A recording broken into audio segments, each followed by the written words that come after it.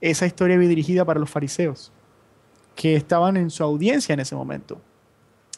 Él empieza hablando, les habla, primero la historia de la oveja perdida, la moneda perdida, eh, la historia del hijo pródigo. Es el hijo perdido realmente. Es la historia del hijo perdido y el padre pródigo. ¿Por qué el padre pródigo? Porque es un padre que estuvo dispuesto a gastarlo todo y un padre que no esperó ninguna, eh, que no esperó que su hijo le pidiera disculpas, sino que estaba listo y dispuesto para seguir dándole su amor. Y estuvo tan feliz porque su hijo estaba perdido y había sido encontrado, había sido salvado, que le dio la mejor túnica, el mejor anillo, mató al becerro gordo. Y vimos también que esa reacción del padre no cayó muy bien por los lados del hermano mayor. Él no estaba dispuesto a entrar a la casa para compartir con el amante de las prostitutas, mientras que él había sido todo lo que su padre había pedido y nunca había recibido nada por eso. ¿Qué había en el corazón de Jesús? Bueno, él estaba confrontando los pensamientos de los fariseos. ¿Sí? Este, si fuese maestro, si realmente viniese de Dios, supiera con quién está compartiendo, con quién se sienta a la mesa, quién le habla. Es inconcebible que Dios se junte con los pecadores. Esa era su forma de pensar. Y él, de manera asombrosa, sale con esta historia donde, como vimos, el hermano menor representaba precisamente a aquellos que se alejan del Señor, pero porque van en pos de ilusiones, lo que llamaríamos el pecado. Pero el hermano mayor representa a aquellos que supuestamente están dentro de la casa del Padre, que siempre han estado con el Padre, los religiosos, los fariseos, aquellos que pues, exhiben una apariencia de justicia, pero que internamente están igual de lejos, no están en la casa de su Padre, porque el que está en la casa del Padre refleja el carácter del Padre. Y vemos que el carácter del padre en este momento y el carácter del hijo mayor pues era muy diferente. El padre estaba alegre por haber encontrado a su hijo. El hermano no estaba muy feliz de que su hermano menor fuese restaurado a su posición anterior. Estaba dándoles una lección a los fariseos. No importa qué tan santos crean ustedes que son, no importa que estén en el templo todo el día. El negocio del reino de los cielos es salvar a aquellos que se habían perdido. El negocio del reino de los cielos, a lo que se dedica aquel que está en el reino de los cielos, es a buscar a aquellos que en algún momento se fueron y a recibirles con los brazos abiertos, sin miramientos, sin exigencias. Ese es el verdadero amor, el amor que transforma. Cuando nosotros nos enfrentamos a esa clase de amor, cuando hacemos daño a otras personas y esas personas no nos responden como nosotros hubiésemos esperado, ahí algo sucede. Nos vemos eh, abocados a pensar, ¿por qué no me contesta como yo creo que ha debido contestarme? Si yo le ofendo, si yo hago algo en contra de esa persona, ¿por qué la persona no me ofende y hace lo mismo contra mí? Se abre algo, algo se abre. Y ese algo que se abre puede ser el inicio de la restauración completa de esa persona. Y estoy seguro que cuando el hijo ve a su padre que le va a recibir con los brazos abiertos y que se le cuelga en el cuello y que no espera absolutamente nada para decir cuánto le ama, cuando el hijo ve la reacción de ese padre, enseguida es movido a arrepentimiento. No soy digno de ser llamado tu hijo. Hay una frase muy interesante que tuve la oportunidad de leer esta semana que ha pasado a través de Facebook, de alguien que se llama Steve Doss. Es un predicador estadounidense. Esa frase me llegó hasta lo más profundo. Es la bondad de Dios, dice Steve Doss, es la bondad de Dios la que guía al hombre al arrepentimiento, no el juicio de los hombres. La palabra arrepentimiento es la traducción de la palabra griega metanoia, la cual se refiere a cambiar o sanar la mente. Efectivamente así es. Metanoia es un cambio de pensamiento, o por lo menos cuando está utilizada eh, en una frase, por ejemplo, arrepiéntanse porque el reino de Dios está cerca. Metanoia ahí lo que significa es, o sea, lo que traducimos como arrepiéntanse es metanoia, y metanoia ahí significa cambiar el pensamiento, trascender lo que tienes en tu mente en este momento para llegar a un mejor lugar. Entonces, la palabra arrepentimiento es la traducción de la palabra griega metanoia, la cual se refiere a cambiar o sanar la mente. Solo el amor de Dios puede transformar la mente del hombre. No es que yo le diga a mi hermano 60 veces al día cuán pecador es. Eso lo que crea son barreras, defensas. A nadie le gusta que le digan que está equivocado. Y el punto no es que por eso vamos a dejar de dar testimonio a nuestros hermanos. Por supuesto, no desde una posición de juicio, sino de amor. Si yo estoy viendo alguna conducta que me parece perjudicial para esa persona, en amor yo podría acercarme y hacérselo saber, pero no en juicio. Porque yo no soy más que esa persona, no soy mejor que esa persona. Y si yo me siento mejor que esa persona, ahí está el primer síntoma que me dice que realmente no lo soy.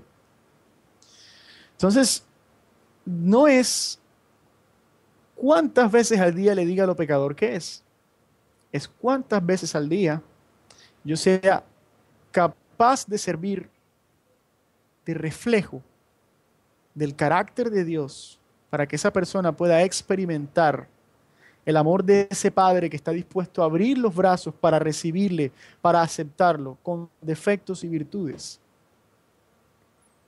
Es eso lo que importa. Y cuando servimos de canal para el amor de Dios, es ahí donde el verdadero arrepentimiento, la metanoia, el cambio de pensamiento, el poder trascender, es donde puede ocurrir en ese momento, porque la oportunidad se abre. Pero si abordamos este tipo de situaciones desde una posición de superioridad, de que te estoy enjuiciando, pues es muy probable que los resultados que consigamos sean realmente pobres. Si no podemos reflejar el amor del Padre, no estamos haciendo, no estamos cumpliendo con lo que Jesús nos encomendó. No estamos cumpliendo con el ministerio de la reconciliación del cual Pablo hablaba. Estamos cumpliendo solamente con nuestra propia agenda. Estamos solamente tratando inconscientemente de compararnos y decir, Padre, te doy gracias porque no soy como este publicano. ¿Recuerdan las palabras del fariseo? Eso es lo que muchas veces de manera inconsciente hacemos. Pero si nos aproximamos desde el amor y tratando de ser canales abiertos para que el amor de Dios actúe a través de nosotros, los resultados son realmente diferentes. Realmente diferentes. Hoy, continuando con mensajes que tienen que ver todo con el amor de Dios, vamos a hablar acerca de la mayor expresión de Dios, del amor de Dios por la humanidad. Estamos hablando sin lugar a dudas de Jesús el Cristo, de aquel que dedicó su vida para llevar el amor del Padre a los que más lo necesitaban. Él decía, los sanos no tienen necesidad de médico, de doctor, son los enfermos los que necesitan ser sanados. Y esas metáforas de sanación, de dar vista a los ciegos que él utilizó durante gran parte de su ministerio, pues por lo que podemos ver y por lo que podemos mirar en la escritura, eran realmente acertadas. En más de una oportunidad él dice, no he venido a juzgar el mundo, he venido a salvar el mundo. Dice que el amor del Padre es tan grande que hace salir su sol sobre justos e injustos. Y nos dice que si queremos ser perfectos como el Padre es perfecto, deberíamos actuar de la misma forma, siempre dando el bien sin esperar nada a cambio. Y esa fue su misión. Él vino a darse, a darse, a darse. Él fue la expresión del amor pródigo del Padre por la humanidad. Él vino a darse, a entregarse por completo. Es muy interesante darse cuenta, a veces hay cosas que están ahí escritas, pero hemos recibido tanta adoctrinamiento es la palabra, que olvidamos ciertas cosas. Cuando Jesucristo le devolvía la vista a alguien, cuando Jesucristo hacía algo por alguien, cuando Jesucristo se sentaba a la mesa con alguien, ¿él requería algo de estas personas? No.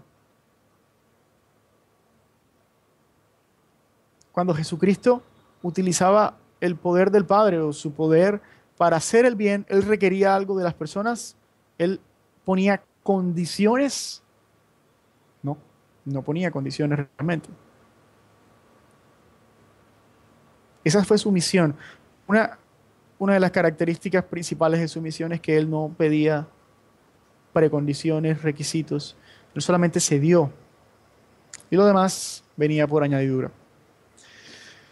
La semana pasada miramos y vimos que la comprensión tradicional en el hemisferio occidental acerca de lo que Jesús hizo en la cruz es lo que conocemos, bueno, no lo dijimos con este nombre, pero fue más o menos de lo que hablamos, lo que conocemos como la teoría penal, la teoría de la sustitución penal, penal substitution, el modelo de la expiación basado en la sustitución penal, que lo que dice es, el Señor estaba tan molesto con todos nosotros que necesitó un sacrificio para que su justa ira fuese quitada de nosotros y puesto en alguien diferente a nosotros, un sacrificio puro y perfecto para que Él pudiese perdonarnos.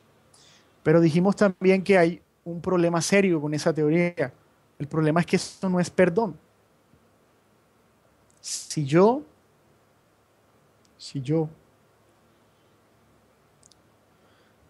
para poder perdonar a alguien requiero de una precondición, entonces todo se convierte en una mera transacción. Ese es el problema más importante con la sustitución penal, porque no hay perdón. No hay perdón, solamente un intercambio. Y es un intercambio realmente cruel. Ahora, a pesar de lo que hemos escuchado y lo que nos han dicho, esa no es la única teología acerca o que trata de explicar la obra de Jesús en la cruz. No lo es. Es en el oeste, o sea, en el hemisferio occidental, por mucho, la más famosa, la más enseñada. Nuestros grupos protestantes se adhieren a esta teología que viene de los tiempos de Agustín y de Juan Calvino.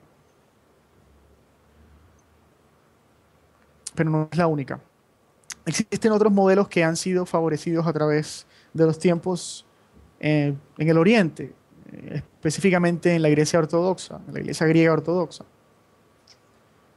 El modelo del Cristo victorioso, por ejemplo. Y a pesar de que no vamos a entrar en detalles acerca de la teología del Cristo victorioso, vamos a hablar acerca de una faceta de la misión de Jesús que creo que captura mucho mejor lo que realmente hizo y quita ese problema del perdón, de la falta de perdón real que hay en el modelo penal. Uno de los títulos que Jesús toma o por los cuales Jesús es conocido es el de Redentor. Pues si Redentor no es más que liberar de la esclavitud a algo o a alguien, rescatar. Yo pienso que es un buen sinónimo la palabra rescatar, redimir y rescatar. Son más bien sinónimos. Entonces, si Jesús era el redentor de la humanidad, entonces podemos decir que Él era el rescatista de la humanidad, aquel que vino a rescatar lo que se había perdido. Y eso lo declara la Escritura en muchos lugares. Si leemos un pasaje como Lucas 4, Evangelio según Lucas 4, verso 16 hasta el 21, ¿qué es lo que encontramos? Dice que Jesús vino a Nazaret, donde se había criado. En el día de reposo entró en la sinagoga conforme a su costumbre y se levantó a leer. Y se le dio el libro del profeta Isaías.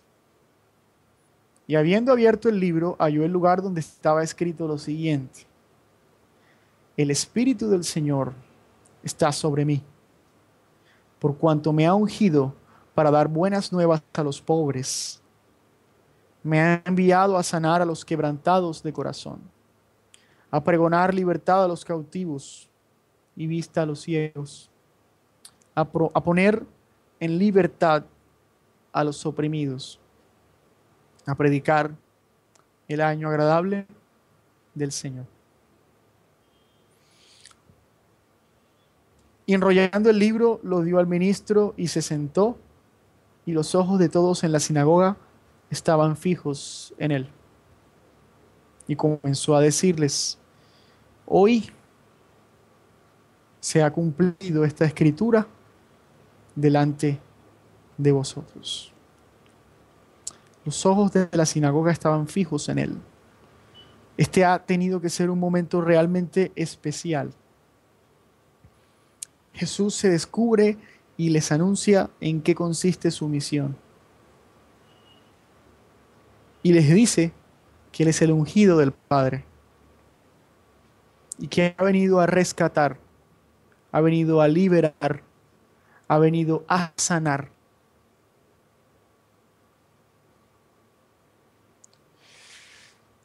Esto no tiene mayor relación con nuestra visión original o nuestra visión tradicional del Jesús que muere para ganar el perdón del Padre. Vemos a un Jesús que está interesado en ir tras aquellos que necesitan ser sanados, ir tras aquellos que necesitan ser liberados, ir tras aquellos que necesitan ser restaurados. Su vista necesita ser restaurada. En esos momentos de la historia, Israel estaba bajo el yugo del Imperio Romano. Ahora, él no fue un líder militar, ni mucho menos. Es más, les advirtió que no fueran a las armas, porque iba a venir algo muy terrible, lo cual efectivamente sucedió inicialmente en el año 70 después de Cristo, y después cerca del 120 después de Cristo, cuando en 2 oportunidades el Imperio Romano destruye Judea, Jerusalén. Entonces, si él no vino a libertar militarmente, ¿en qué consistió su liberación o la liberación que quería hacer? En Lucas 19, él dice que vino a rescatar lo que se había perdido. Lucas 19, del verso 1 al 10, dice lo siguiente: Y habiendo entrado Jesús en Jericó, iba pasando por la ciudad, y sucedió que un varón llamado Zaqueo, que era jefe de los publicanos y rico, procuraba ver quién era Jesús, pero no podía a causa de la multitud, pues era pequeño de estatura. Y corriendo delante, subió a un árbol sicomoro para verle, porque había de pasar por allí. Cuando Jesús llegó a aquel lugar, mirando hacia arriba, le vio y le dijo: Zaqueo, date prisa, desciende, porque hoy es necesario que pose yo en tu casa. Entonces él descendió a prisa y le recibió gozoso. O sea, déjeme parar aquí. Es un publicano, era probablemente un ladrón. Y Jesús le dice de su propia iniciativa, rápido, ven, porque voy para tu casa. Y nosotros en este día no comprendemos lo que significaba para las personas de ese tiempo entrar a la casa de otra persona y sentarse a comer. Era aceptación incondicional de la persona a lo que estaba sucediendo ahí. Saqueo desciende deprisa y le recibe gozoso. Al ver esto, todos murmuraban diciendo que había entrado a posar con un hombre pecador. O sea, estaba haciéndose partícipe de su pecado. Entonces Saqueo, puesto en pie, y esto es hermoso, dijo al Señor, he aquí, Señor, la mitad de mis bienes doy a los pobres, y si en algo he defraudado a alguno, se lo devuelvo cuadruplicado. Cuadruplicado. Jesús le dijo, hoy ha venido la salvación a esta casa, por cuanto él también es hijo de Abraham. Porque el Hijo del Hombre vino a buscar y a salvar lo que se había perdido. El Hijo del Hombre, Jesús, vino a buscar y a salvar lo que se había perdido. Si estábamos perdidos es porque estábamos oprimidos por nuestra condición. Nuestra condición es una condición muy especial. La fuente de nuestras más grandes virtudes y de nuestras peores debilidades es nuestra condición. Es una condición en la que somos vulnerables, es una condición de vulnerabilidad. Y esa condición vulnerable, Pablo utiliza una palabra para referirse a esa condición vulnerable que es sarx, que es normalmente traducido como la carne. Pero realmente esa palabra va mucho más allá, esa palabra habla de nuestra contingencia biológica, nuestra vulnerabilidad.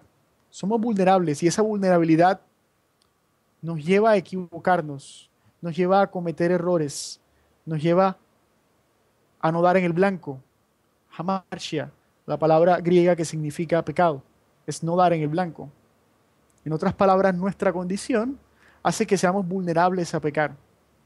En otras palabras, nuestra condición nos hace esclavos del pecado. Esclavos del pecado.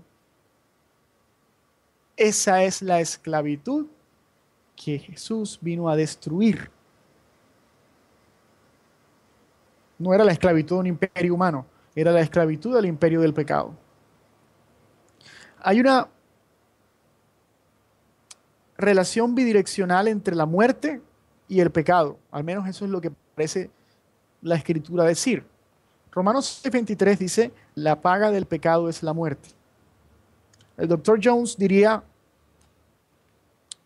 que el estilo de Pablo de hacer juxtaposiciones, es decir, comparar algo del viejo pacto con el nuevo pacto, está siendo patente en ese verso, porque después de decir que la paga del pecado es la muerte, dice que la dádiva de Dios es vida en Cristo Jesús. Y yo encuentro eso muy cierto. Pero solo basta con mirar a nuestro alrededor y ver qué produce el pecado. Muerte. El pecado es un amo. Y es un amo cuyo pago es la muerte. Pero el otro lado de esa relación bidireccional de la cual hablamos es que el aguijón de la muerte es el pecado, y eso lo dice 1 Corintios 15, versículo 56. Ahora, si Él quiere libertarnos del pecado, porque estamos oprimidos por el pecado, porque somos víctimas de ese amo opresor que nos lleva inevitablemente a la muerte, entonces Él tiene que destruir el pecado. Pero si la muerte es el aguijón del pecado y la paga del pecado es la muerte, entonces la destrucción del uno significa la destrucción del otro. Vino a sanar a los quebrantados de corazón y a pregonar libertad a los cautivos. ¿Cautivos por qué? Cautivos del pecado y cautivos de la muerte. A poner en libertad a los oprimidos. ¿Oprimidos por quién? Por la muerte, por el pecado. Y a predicar el año agradable del Señor, que no es más que el año de jubileo. En las costumbres de Israel, el año de jubileo era cada 7 años, se había un jubileo de jubileos cada 49 años, donde las posesiones regresaban a sus dueños originales y los esclavos eran liberados. Él está declarando el año donde los esclavos de la muerte ya no iban a ser más esclavos, iban a ser libertados por él. La redención, en el contexto de la liberación de esclavos, significaba pagar un precio por ese esclavo que se quería rescatar. Jesús tuvo que pagar un precio y esto no era del Padre. La palabra nos dice que esto no era del Padre. El Padre estaba en Jesús pagando el precio para libertarnos a nosotros de nuestras propias cadenas, de nuestra vulnerabilidad, de eso que producía el pecado en nosotros. ¿Quién realmente está detrás de todo esto? Satanás. Hebreos 2, vale la pena leerlo, Hebreos 2, 5 al 18. Nos dice algo bastante interesante y que va muy de la mano con lo que estamos analizando en esta tarde. A ver. Hebreos 2, dice, Hebreos 2, 5 al 18. Porque no sujetó a los ángeles el mundo venidero acerca del cual estamos hablando, pero alguien testificó en cierto lugar diciendo, ¿qué es el hombre para que te acuerdes de él? ¿O el hijo del hombre para que le visites? ¿Le hiciste un poco menor que los ángeles? ¿Le coronaste de gloria y de honra? Y le pusiste sobre las obras de tus manos. Todo lo sujetaste bajo sus pies. Porque en cuanto le sujetó a todas las cosas, nada dejó que no sea sujeto a él, pero todavía no vemos que todas las cosas le sean sujetas. Pero vemos aquel que fue hecho un poco menor que los ángeles, a Jesús coronado de gloria y de honra a causa del padecimiento de la muerte, para que por la gracia de Dios gustase la muerte por todos. Porque convenía aquel por cuya causa son todas las cosas y por quien todas las cosas subsisten, que habiendo de llevar muchos hijos a la gloria, perfeccionase por aflicciones al autor de la salvación de ellos. Porque el que santifica y los que son santificados, de uno son todos, por lo cual no se avergüenza de llamarlos hermanos, diciendo, anunciaré a mis hermanos tu nombre, en medio de la congregación te alabaré. Y otra vez, yo confiaré en él. Y de nuevo, he aquí yo y los hijos que Dios me dio. Así que por cuanto los hijos participaron de carne y sangre, él también participó de lo mismo. Y aquí viene lo fundamental, para destruir por medio de la muerte al que tenía el imperio de la muerte. Esto es, al diablo. Y librar, aquí viene la parte del rescate de su misión, de la misión de Jesús, librar a todos los que por el temor de la muerte estaban durante toda la vida sujetos a servidumbre. Porque ciertamente no socorrió a los ángeles, sino que socorrió a la descendencia de Abraham. Por lo cual debía ser en todo semejante a sus hermanos, para venir a ser misericordioso y fiel sumo sacerdote en lo que a Dios se refiere, para expiar los pecados del pueblo. Pues en cuanto él mismo padeció siendo tentado, es poderoso para socorrer a los que son tentados. Él vino a rescatar a los oprimidos por la muerte y el pecado, destruyendo a la muerte y el pecado, y a través de esa destrucción inhabilitando a aquel que utilizaba estas cosas para mantener a la humanidad cautiva por su miedo a la muerte. Y en una oportunidad posterior vamos a analizar cómo el miedo a la muerte se sublima y está detrás de la gran mayoría de nuestras conductas que son destructivas.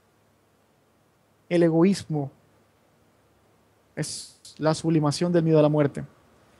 Y vamos a ver en una oportunidad posterior, si Dios lo permite, algo sobre esto. Pero mientras tanto, Jesús paga el precio con su propia vida para liberar a aquellos que están cautivos por la muerte y por el pecado. Hay una especie de transacción ahí. Yo me entrego para liberar a aquellos que están cautivos. Pero Jesús, siendo Dios, no podía ser retenido por las cadenas de la muerte. Eso lo dice la Biblia. Y dice también que en Juan, que si él fuese levantado, atraería a todos consigo. El literal, al parecer, dice, uh, arrastraría a todos consigo. Entonces vemos que él muere para, a través de algún tipo de ardid, de engañar a la muerte y salvar a aquellos que habían sido hechos cautivos. No solo es importante hablar acerca de lo que Jesús hizo, sino también cómo lo hizo, porque si bien hay una liberación, Él la hace de acuerdo a la lógica del reino de los cielos. ¿Cuál es la lógica del reino de los cielos? Si te dan una mejilla, pon la otra. Vemos que Él no reclama la fuerza los que están cautivos. No, Él no reclama la fuerza. Él paga con su vida. Él no hace una guerra, no va a reclamar por la fuerza, no utiliza la fuerza, no utiliza la espada, sino que pone su vida por sus amigos, y no solo por sus amigos, sino por todos aquellos que en algún momento le llamamos enemigo, ya sea de palabra o por nuestros actos. Aún en ese momento, Él está mostrando la naturaleza del Padre, que es el amor. O sea, si Él actúa por amor, eso nos dice de que Él no estaba esperando nada a cambio, no tenía por qué hacerlo, no estaba obligado a hacerlo, sino lo hizo porque quiso hacerlo. Él puso su vida, es el Hijo del Hombre el que pone su vida y que tiene poder para volverla a tomar. No fue obligado. Y hay un verso que nos habla acerca de o sea, es una gran definición del amor. Es Primera de Corintios 13, pero específicamente hablemos de los versos 7 y 8. El amor todo lo sufre, todo lo cree, todo lo espera, todo lo soporta. Y el verso 8, el amor nunca deja de ser. Mi traducción, esto es una versión Reina Valera. Mi traducción dice, el amor nunca deja de ser. El literal usa una palabra que en otros lugares es traducida como caerse, como algo que está funcionando y de un momento a otro se viene abajo y deja de funcionar. Teniendo eso en cuenta, podríamos decir que lo que nos quiere decir aquí el autor, Pablo, es que el amor siempre cumple su propósito. El amor no falla. El amor no se viene abajo. El amor siempre persevera. Jesús todo lo sufrió, todo lo creyó, todo lo esperó, todo lo soportó para rescatar a sus hermanos y hermanas, a sus hijos espirituales. Y fue por su obra, por lo hermoso de su obra, por lo maravilloso de esa obra, que no depende, hermanos y hermanas, no depende de si lo aceptamos o no, no depende de si creemos en Dios o no, no depende de si hacemos las cosas bien o no. Su obra en sí misma ya ha sido glorificada. Su obra, rescatar a los que estaban cautivos por la muerte, y no solo lo que hizo, sino cómo lo hizo. Yendo como oveja al matadero sin abrir su boca, pidiendo perdón por aquellos que lo estaban clavando a una cruz. 100% amor.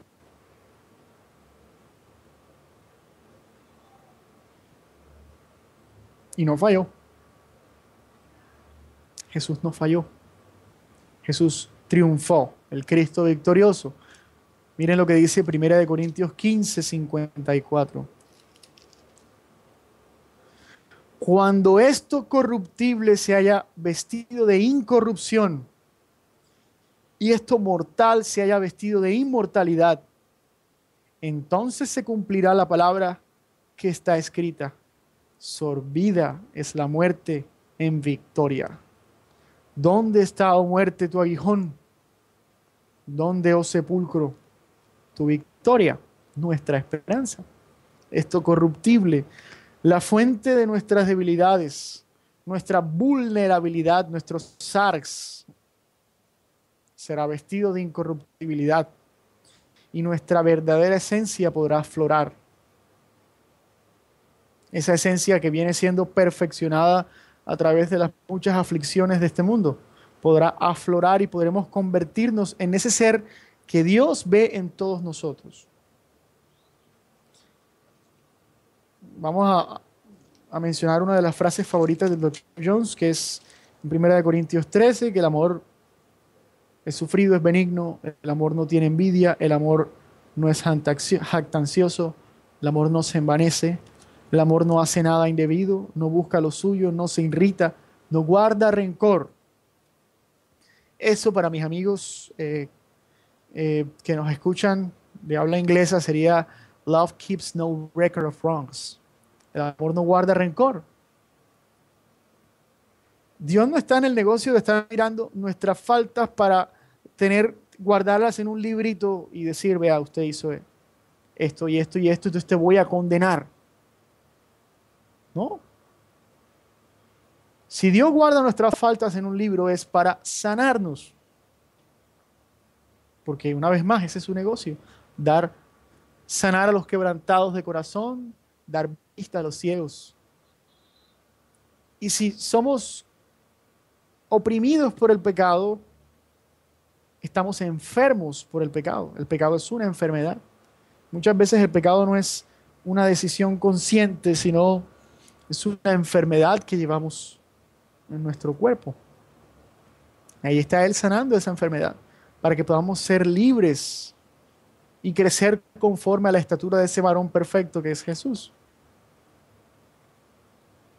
Gracias a Dios Él no falló, Él triunfó, porque esto corruptible será vestido de incorruptibilidad y podremos finalmente abandonar estas cosas que nos hacen tanto daño, que a veces no sabemos manejar. Entonces la imagen que vemos es de un Cristo redentor, un Cristo que vino a entregarse por los que estaban cautivos, así declara su misión, vino a sanar a los quebrantados de corazón, a dar vista a los ciegos, a liberar a los oprimidos. Y posteriormente vemos un Cristo victorioso sobre el poder del pecado, la muerte y el mal. Es un Cristo que nos compró una segunda oportunidad. Una segunda oportunidad. Y todo por amor, a un costo grandiosísimo, pero lo hizo por amor. Su obra tiene un impacto eterno. Ahora, si entonces pasamos de la vista tradicional de ver a Jesús como el que hizo posible que el Padre pudiera perdonar nuestros pecados, a la vista donde es el Padre mandando a Jesús a una misión de rescate. Esto juega muy bien con lo que habíamos dicho la semana pasada, de que tú no le das a otra persona tu posesión más preciada a menos que lo ames. Tú no mandas a Jesús a morir. El Padre, ¿ustedes creen que el Padre no sabía cómo iba a morir él? ¿Ustedes creen que Jesús no sabía cómo iba a morir?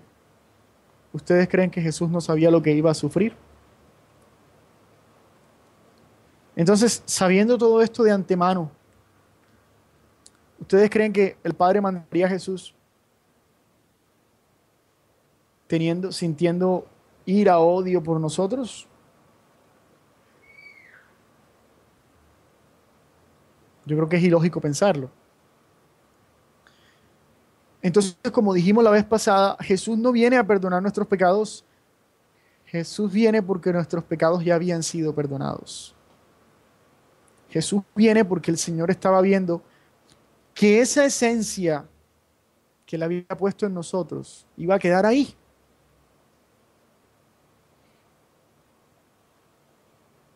Dice la Biblia que hemos sido creados en su imagen y semejanza. Su imagen y su semejanza iba a quedar ahí preso del poder del pecado y la muerte.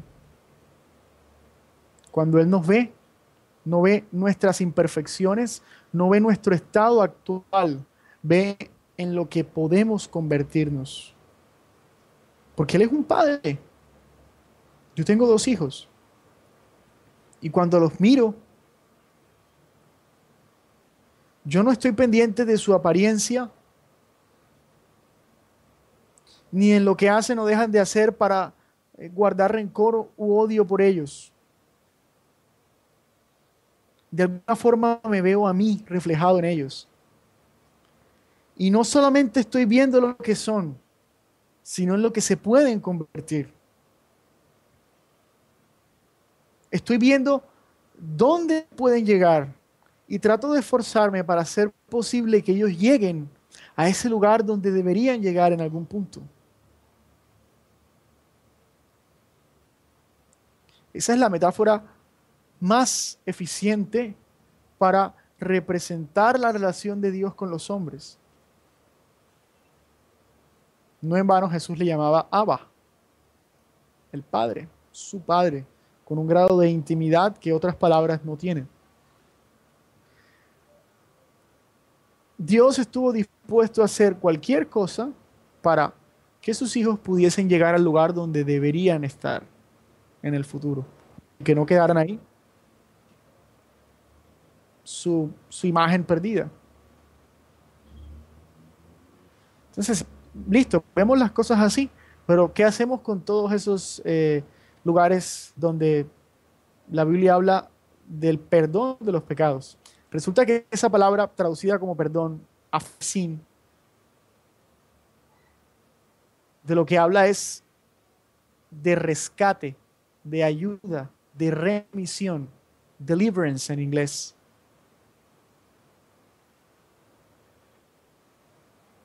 Él nos está liberando del pecado. Entonces, cuando ustedes encuentren ahí que Él vino para perdón de nuestros pecados, ustedes podrían insertar la palabra liberación y sigue siendo fiel al texto original.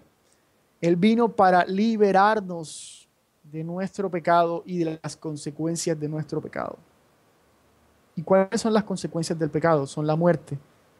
Y no tenemos que pensar en una muerte eterna, sino solamente si miramos a nuestro alrededor y en un país como el mío, vamos a poder ver las consecuencias del pecado. El Señor nos ama con un amor perfecto. No toma en cuenta nuestras imperfecciones como cosa para restregárnoslas en la cara. Él está dispuesto a llegar donde sea necesario, a ir donde haya que ir para lograr que alcancemos nuestro potencial. Y eso quedó patente en esa cruz. Hay que ir a morir, yo voy. Hay que ir lejos, hay que ir 1 milla, 2 millas, 3 millas, yo voy. Hay 99 ovejas que están bien, pero una sola que se ha perdido. Yo dejo las 99 a buen recaudo y voy a buscar esa una sola, a donde haya que buscarla. Es el amor perfecto del Señor. El amor perfecto del Señor nos muestra a dónde está dispuesto a ir. Por eso la semana pasada decíamos que Él era un Dios pródigo, dispuesto a gastarse todo su capital para hacernos regresar a casa. Gracias a Dios, Jesús, el Redentor, lo hizo posible, liberándonos de nuestra condición. Gracias porque en un día le vamos a ver cara a cara, todo por su misericordia. Antes de terminar, quisiera darles las gracias a toda la gente del New Covenant Group, especialmente en este momento a Joy Livingston, que es el productor del show. Muchas gracias. Thank you very much. También a todas las personas que nos siguen, a Nicole Furlow, dice por aquí en el social stream de Ustream, dice, keep it up, William. Adelante, William. I do not know the language, but this is great. Thank you for stepping up. Eso sería que no sabe hablar español, pero le parece muy chévere, muy bueno que estemos haciendo todo esto. Y yo quisiera decirle thank you very much, Nicole. It's greatly appreciated. Your words are very encouraging. So thank you. Muchas gracias a todos los que nos escuchan. Y ojalá estemos aquí siempre para seguir hablando del amor del Señor y para poder razonar. Dios nos ha dado el beneficio de la razón para que la usemos. Y ojalá podamos utilizarlas, pero todo sazonado con amor. Porque en nuestras discusiones, que pueden ser muchas, si no hay amor de por medio, sino que todo lo que hay en nuestras discusiones es el deseo de estar en lo correcto y de imponer mi opinión sobre la del otro, pues no estoy reflejando el carácter de Dios. De veras que no. Solamente estoy tratando de justificarme y de mostrar qué tan santo, qué tan bueno soy. El amor es el que me permite a mí estimar a los demás como superiores a mí, pero no por algún tipo de complejo o de baja autoestima, sino con el afán de ganar sus almas para el reino. Ese es el amor. Ya para despedirnos, solamente quisiera decirles que muchas gracias por estar con nosotros y que la paz y el amor del Padre esté siempre con todos ustedes. May the peace and the love of God be always with all of you, my beloved brethren. Thank you. Muchas gracias. Nos vemos en una próxima ocasión. Bye.